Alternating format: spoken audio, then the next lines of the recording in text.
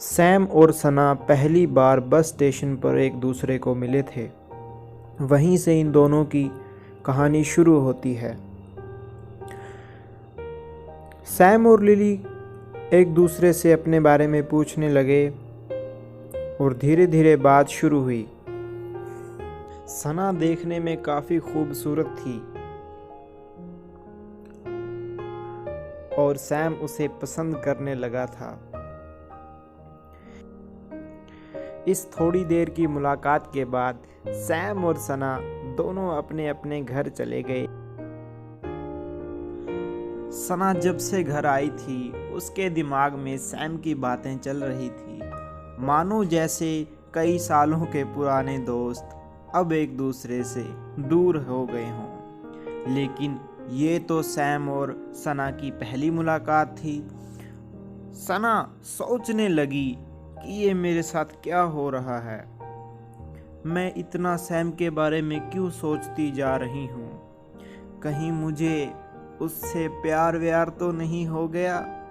मैं उसकी बातों को इतना सीरियस क्यों ले रही हूँ। क्यों मेरा मन कर रहा है कि एक बार और उससे मुलाकात हो जाए और मैं उससे कुछ बातें करूँ, कुछ टाइम दूँ उसे। वहीं दूसरी ओर सैम भी सना के ख्यालों में खो गया था। उसे सना बहुत प्यारी लगने लगी थी। उसकी लचीली बातें और उसके नखरे उसे पसंद आने लगे थे। सैम धीरे धीरे सना के प्यार में डूबता जा रहा था। सैम को इस बात की भी चिंता थी कि सना के बारे में वो ज़्यादा नहीं जानता है। उससे दूसरी बार मुलाकात कैसे होगी, या फिर ये सारे अरमान मेरे दिल में ही रह जाएंगे। उसे ये चीज़ अंदर ही अंदर खाने लगी, जिसके कारण उसे रात भर नींद भी नहीं आई और वो सोचता ही रहा।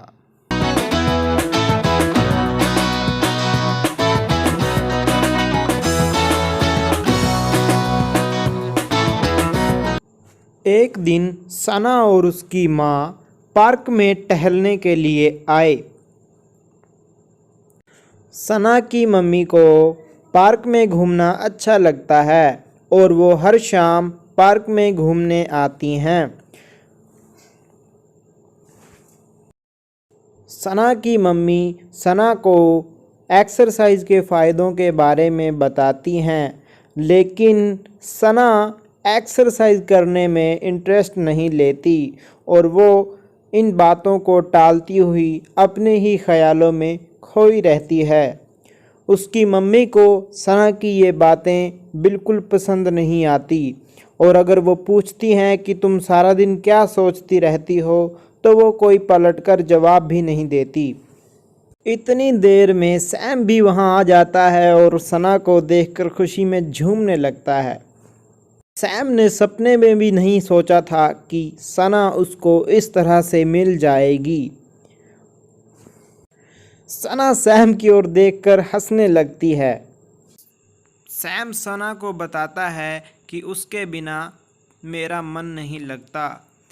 मैं सारा दिन तुम्हारे बारे में ही सोचता रहता हूँ। सना ये सब सुनकर अंदर ही अंदर खुश होती है। सैम सना को बोलता है कि मुझे तुम्हारे साथ कुछ टाइम स्पेंड करना है और अपने दिल की बात कहनी है।